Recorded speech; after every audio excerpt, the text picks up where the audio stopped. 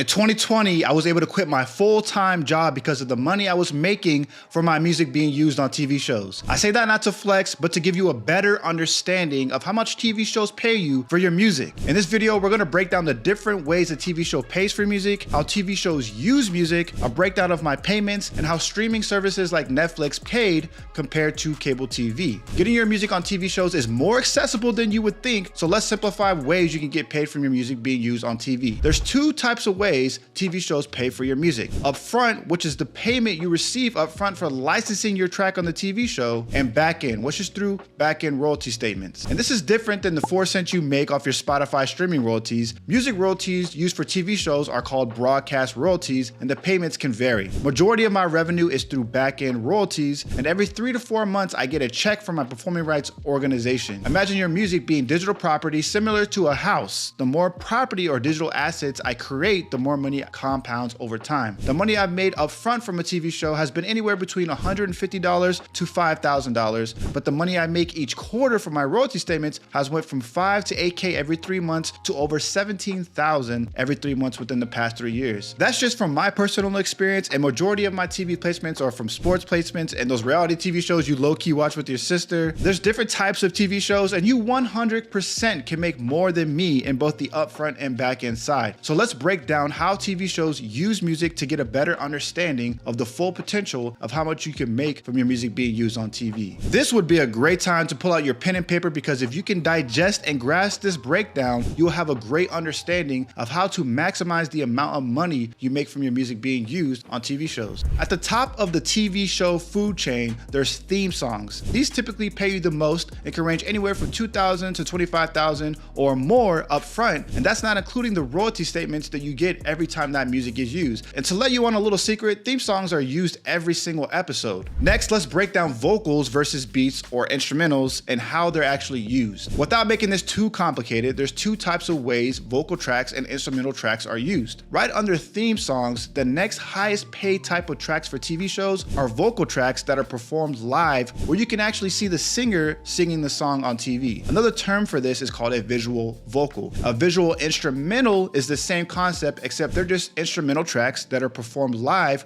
where you can see the band playing the song. Pretty simple, right? The last two ways music is used for TV shows is going to be through background vocals and background instrumentals, which is just a song or beat playing in the background of a TV show without anyone performing. This is the majority of music used on TV, and though it doesn't pay as much as the other options I listed, it'll still make you a lot of money. Which leads me to my next point. What are some of the factors that determine how much you get paid per track on a TV show? Let's break this down into two ways. The factors that determine the upfront payments and the factors that determine the back-end payments. Starting with the upfront payment, the most common factors that determine how much you can get paid off of one track are the length of the song, the popularity of the artist, the size of the show's budget, and whether the track is a custom track created specific for the scene requested by the TV show. Some of the factors that determine how much you get paid on the back end are the duration of how long the track is being played on the scene, the popularity of the show, the type of usage like I mentioned earlier, like a vocal track or a beat being played live, and then the network of the placement. For example, prime cable networks like NBC, CBS, and ABC pay higher than networks than, let's say, HGTV, OWN, or BET.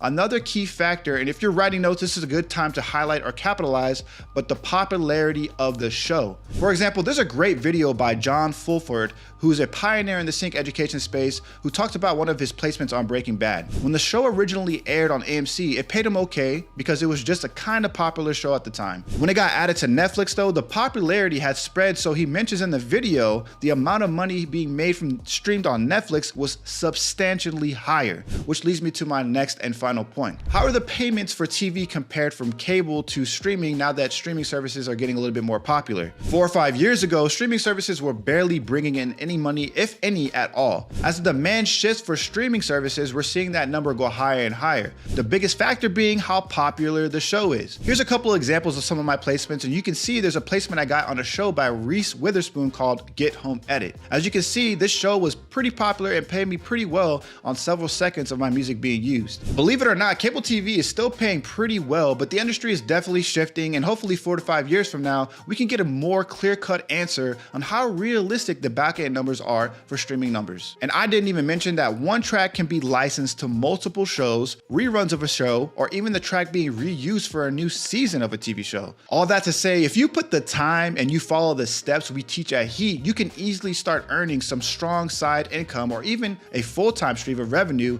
If you're looking for more info to how to actually get started submitting your music for TV shows, we do have a course that may or may not be open right now for enrollment depending on when you're watching this video, but don't worry. We put together a free mini tutorial breaking down how to get started in this lane. I share my past 8 years of experience giving away actionable information that's easy to follow today. I go by Excalibur Zero. I'm the head of sync licensing at Heat, and we have a goal here to help 100 musicians land their first TV placement. If you found this video helpful, be sure to like, comment, and subscribe. We'll be sharing more resources for you to support your music career and future videos.